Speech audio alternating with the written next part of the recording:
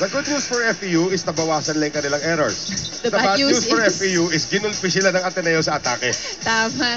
Looking at the numbers here, tinan mo naman, at Ateneo with 15 attack points, FEU only able to produce 6. And the story is pretty much the same throughout the different skill departments. Pero yun nga, nahirapan silang mabuhay ang bola, kaya hindi sila makapagbalik ng atake. Well, FEU trying a different lineup naman sa pagpasok natin ng ating third set as we take a look at some of the plays na ginawa ng Ateneo.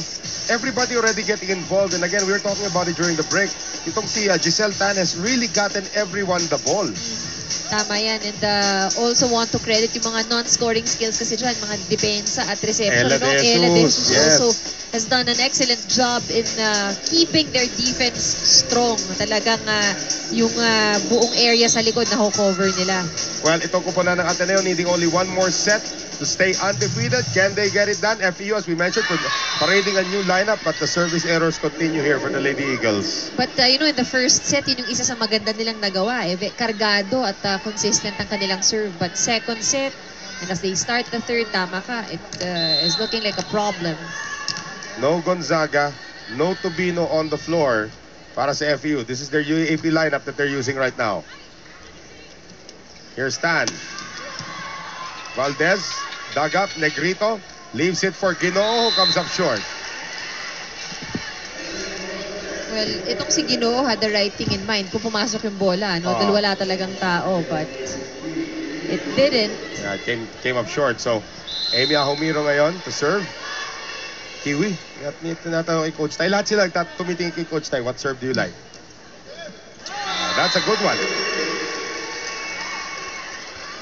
So, Ahomiro has been doing almost everything already para sa Ateneo. Right now, the second set, Ahomiro actually scored 4 points in the second set. Lipat naman sa kabila. Aray. De Leon is dizzy. De Leon needs an ice pack at the back of her head. Sanay na yung mga yan. Wala na yan. Seeing stars no?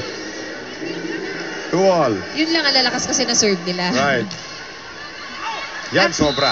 Yun, isa pang malakas. Si Palma kanina nag-error din yan ng kanyang serve.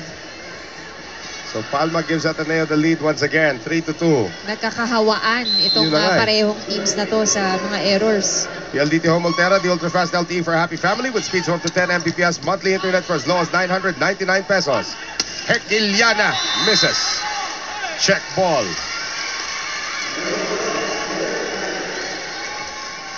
Basas will not confirm or deny the check ball. Check. There's Stan on the serve once again. Negrito, iniwan para kay Malabanan. De Jesus, Hekiliana. Negrito, back set ngayon. Basas! Pag na-develop pa nila further itong si Basas with the length and the height now that FEU has, they can be a contender. Or she is the younger sister of Maritoni Basas. Former Lady Tamaraw. And now Heather Ginoo. Nice serve. Hekiliana. Dug up there by Ginoo. Too near the net. At munti ka na magkasahuran doon ito si Basas at saka si Negrito. Delikado yung mga ganyan. Takaw sa injury galing pa sa talon. Ito, pataasan daw ng talon. Palakasan din ang sigaw. Yeah. Eliza. Here's Negrito going over to Pons. And if Pons can be a factor in the third set, FEU just might be able to steal one. And nabanggit nga natin, she's been quiet. Pero meron ngayon siyang ultra-fast spike brought to us at PLDT Home Ultera, the ultra-fast LTE for a happy family. 5-4 Ateneo. Basas. Too strong. These service errors. Dami na para sa magkabilang kupunan, not just FEU. At hindi na rin natutuwa ang ating mga coaches sa dami. Is Bea De Leon okay already? Baka nahihilo pa rin siya. May stars pa rin.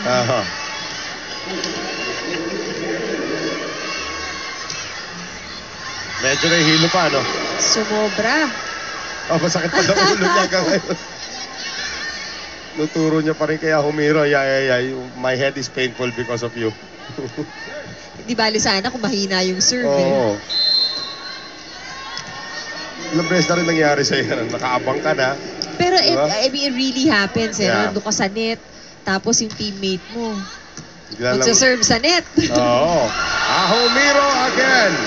Ang sabi ng coach, tumarget ka, na-target yung ulo. Yun na nga eh. So De Leon will take some smelling salts for now, but Humiro continues to do well. Ang ganda ng kombinasyon talaga nila ni Giselle Tan. Yung abot ng bola and the Right. timing is just really perfect. Ateneo up by 2. Pons. That is going to touch the line. Humiro is investigating the spot where it should have landed. Humiro will be warned by the referees. He's just checking. Ano to, tennis? Baka kasi may pawis. Minsan nangyayari yun pag may pawis yung bola, you'll see it on the floor. De Jesus. Maraginot off the block. Hindi na maabutan niya ni Pons. Ateneo 8, FEU 6. First technical time out of the third set. We'll be right back.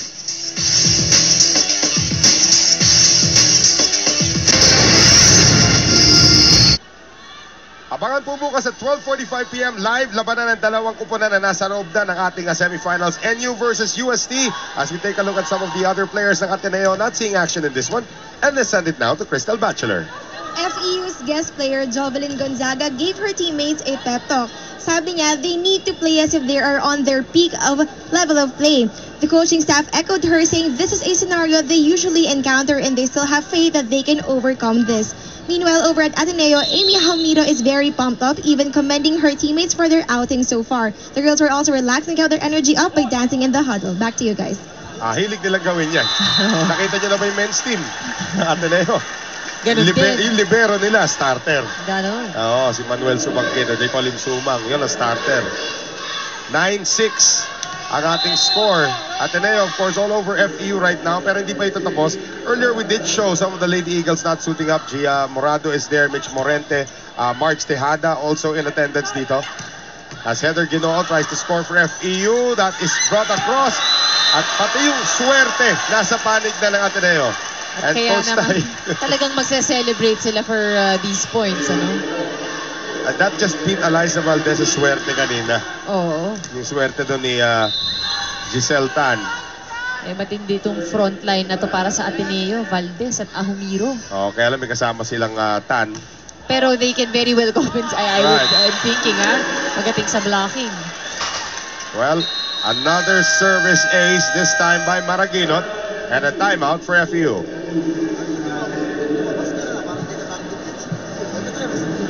Babaga, resin na kaganon tayo. Na-practice natin. Bakit ngayon na iba? Diba? May na-practice kayo na na-receive nyo na maganda. Tuloy natin, receive muna tayo. Hindi tayo makakatayo pag wala tayo receive. Okay? Tandaan nyo, naargahin na yung service. Kung kailangan, may-stop natin. Kaso lang. Go! Tama na receive lang. Well, ladies and gentlemen, sundan po ang all-out kulitan. Dumadami na sila sa ating mga Valley friends. Nandiyan si Eliza, nandiyan si Mika Reyes, nandiyan si Rachel, Aragalang, Jaja Indindin, si John Vic de Guzman, Peter Torres, and the rest of the Valley friends sa ating Viber public chat. Just go to the public chat tab sa inyong Viber app and search and follow Valley Friends. Sigurado good vibes when you catch their ultra fun kulitan. Sa mga babae, sino kaya pinakamakulit? Naku. Rachel, wala ka nang iisipin doon. Rachel ka agad yan. Actually, Automatic. makukulit yung mga yan. Oh, wow.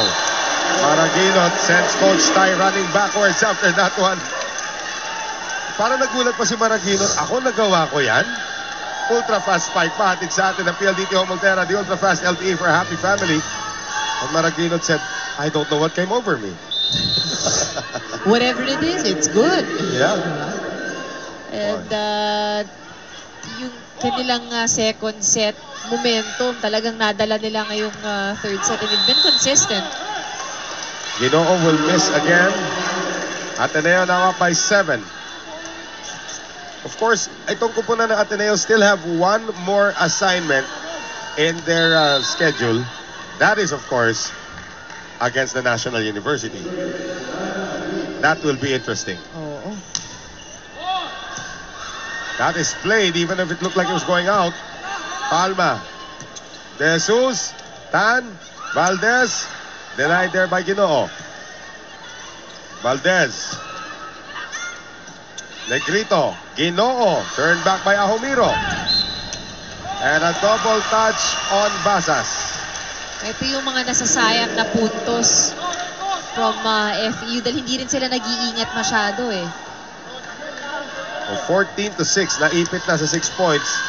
And every now and then we'll show you the daily routine of Coach Tai sa kanyang workout. Pagtakbo-takbo sa sideline. If it's Fun Family Pizza, it's gotta be Shakey's. So this actually will let you burn some calories ang ginagawa rito ni Coach Tai. May sigaw pa Right. kasama. Oo. Valdez. Ayan. Takbo na Coach Tai. Ayan na. Valdez scores again. Setting change. Negrito will sit. And Kayuma will see her first action, the freshman. So Angelica Kayuma now has to carry the load. 9-point lead for Ateneo.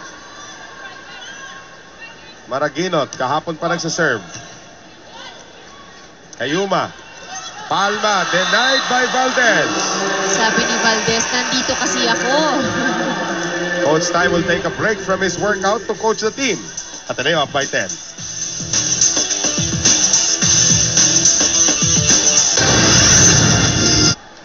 Get Shakey's V-League updates on GMA International on the following Twitter and Instagram accounts. At ito na ang ating ultra fun family of the day. The Hernandez family. Tontuwa sila, oh. We have Jose, Irish, Philip, and Gabby taking in the action po dito sa San Juan Arena. Yan po ang ating ultra fun family of the day.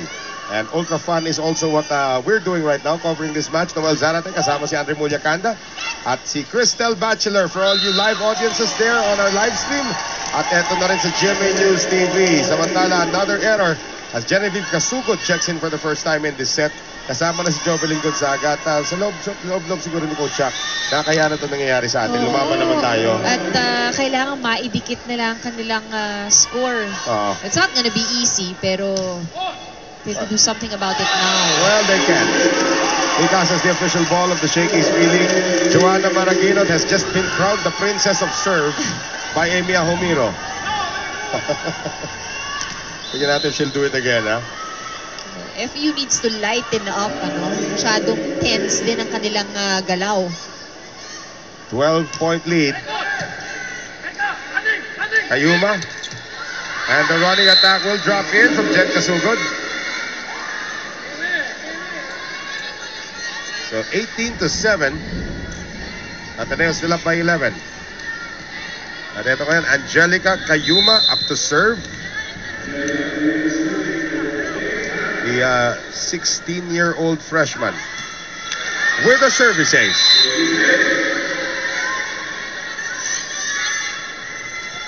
So 18-8. FEU trying to have fun. Trying, pero ang hirap kapag malaking kalabangan ng kalaban. Kayuma again. Valdez with a better reception this time. Galing likod, Maraginot, malakas. This is 3 straight points now for FEU.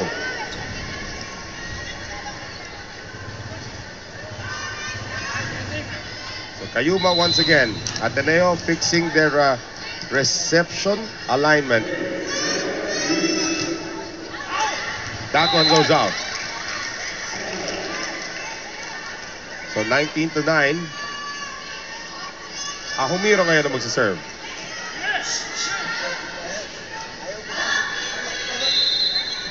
So Rongo, may Papa, Amy, Kiwi, Ahumiro. Tsaka daming nickname. Oo. Kayuma, Gonzaga, and Hekeliana just remembered. Nakaliwete nga pala ito. Oo, ibang dadaanan ng bola nito. Si Hekeliana with a big smile. Still waiting for Coach Tai to empty his bench actually. If it's Fun Family Pizza, it's gotta be Shakey's. Casugod. De Jesus. Sent now to Eliza off the net. Played by Kayuma. Casugod sending it to nobody. Ginoo saves it. De Leon on the quick. Oh! It's still kept alive by Malabanan. Eliza, keep that alive, sabi ni Eliza. Mahihirapan kayo. 20-10 ang ating score.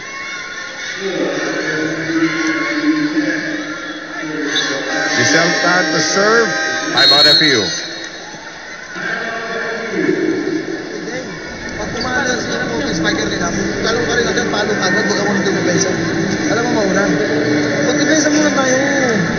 Pag umaga tayo makapa, hindi na dinidepesa, tapos yung receipt natin. Okay? Service receipt.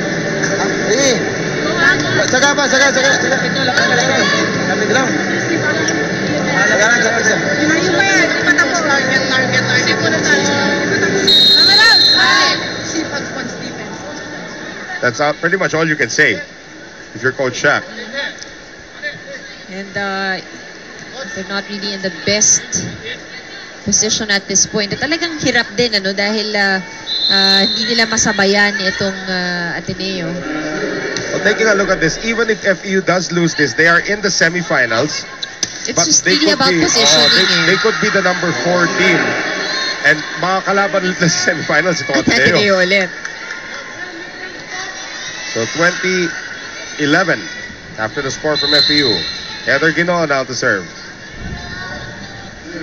So lang patikitin yung score. It's the number 1 objective right now. Okay, cut it down to 5. Well, it's back to 10. Bea De Leon. 21-11. Here come the subs. Madi Madayag seeing her first action. Young lady out of Davao. And Bea just making sure. Speaking sure because our officials are strict. Kailangan yung palitan, ano yan, naka-queue. Hindi ko alam kung okay na ba. Kumikirot pa yata ulo niya eh. Kayuma. Pons. Yes. And Jesus very upset at herself na yun lang, hindi ko pa nakuha. Oo.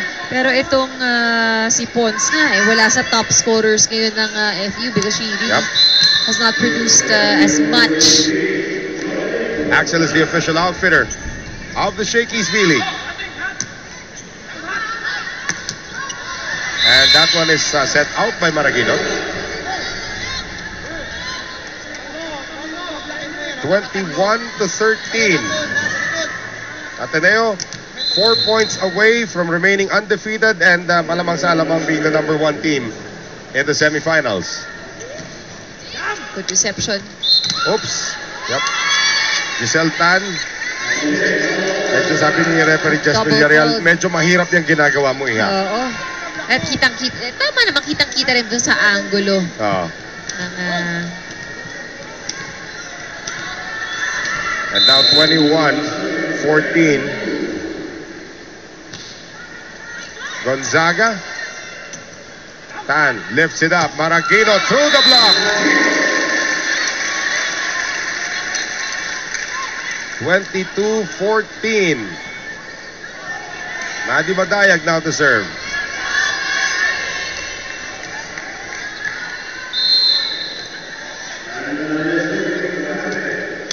Oops.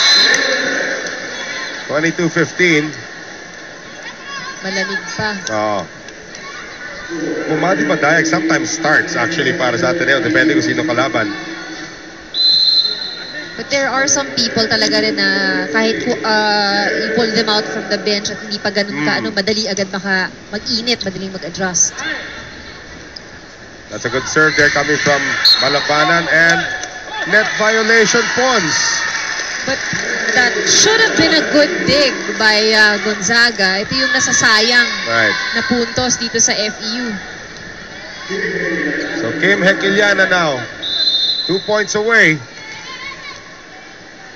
from staying undefeated. Ahomiro.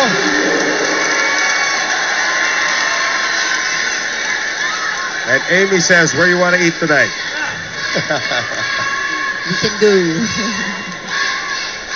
I don't know if there's a place that sells New Zealand food here. Meron kaya ganun? Could be meron. No? Match point now for Ateneo. They have 9 of them. And Jovelyn Gonzaga saves 1. dito sa side ng FEU, alam na alam at saka kitang-kita, angat na angat no? It's really Gonzaga scoring the points. Sa Ateneo, dahil halos lahat sila talagang nagko-contribute. It's dikit-dikit ang kanilang mga score. Eliza goes to the bench. Kayla Chanko-Williams seeing her first action. Guest player for Ateneo.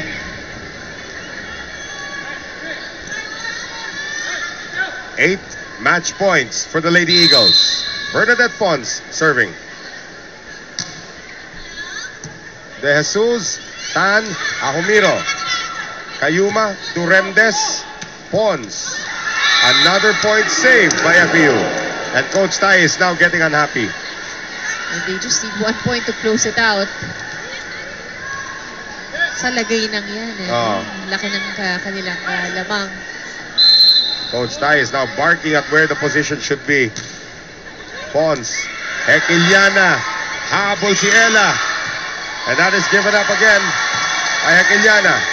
Kayuma, Ginoo applying just the right amount of power at talaga placing ang kanyang opensa.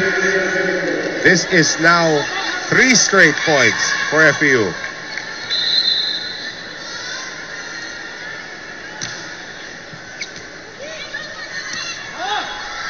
Maraginot.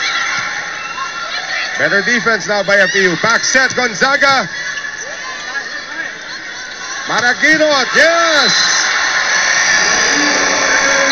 And at long last, Ateneo finally puts the pesky FEU squad away in the third set, 25-18. So Ateneo remains undefeated and they will be the #1 team in the league, regardless already of what happens in their final assignment. But they will be the #1 team in the league. Here's our shaky shake and play right now with Joanna Maraginot putting it away for the Lady Eagles. We'll be back to wrap it up after these.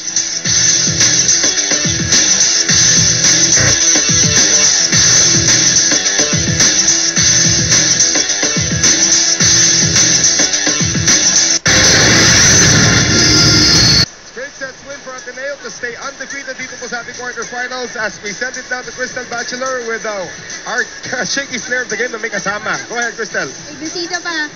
Jo, sa ang aspeto kayo ng laban na hirapan kahit na 3 sets lang? I think, syempre hirapan kami sa pagiging consistent as a team kasi kailangan, nag-adjust kami as a team talaga kasi yung blocking namin, defense namin, adjust din namin kasi yung, nag-adjust na kami so nahirapan kami maging consistent throughout the game. Pero gayon pa man, meron pa ba kayo na-feel na pressure to remain undefeated? Wala naman po. Siguro lang. Kailangan lang namin gawin yung laro namin. Kailangan lang namin yun nga, pagtrabuhan yung consistency. Thank you so much. And of course, you are our Shakey's player of the game. You will receive a box of pizza from Shakey's. So, gusto ko bang batiin? Hi sa family ko, sa friends ko, sa mga prof ko, at saka sa family ng teammates ko. Hi Papa Nirang, hi! Thank you so much and congratulations, Ateneo. Back to you guys. Joanna Maraginot, our player of the game with video bomber Eliza Valdez. As we take a look at Ateneo, 6-0 in the quarterfinals. Of course, safely through as the #1 team sa ating semifinals. FEU in the semifinals as well, regardless of what Arellano does in their last game. That's right. So, really exciting times ahead at makikita natin, pwestuhan na ngayon yung aabangan natin sa mga susunod na laro. At abangan nyo rin po kami the next time we give you the action right here on the Shakey's B-League. And of course, that'll be tomorrow. NU versus UST live. And on behalf of our interviewer, Crystal Bachelor, and my partner, Andre Mullacanda, ito po si Noel Zanote. Paalam!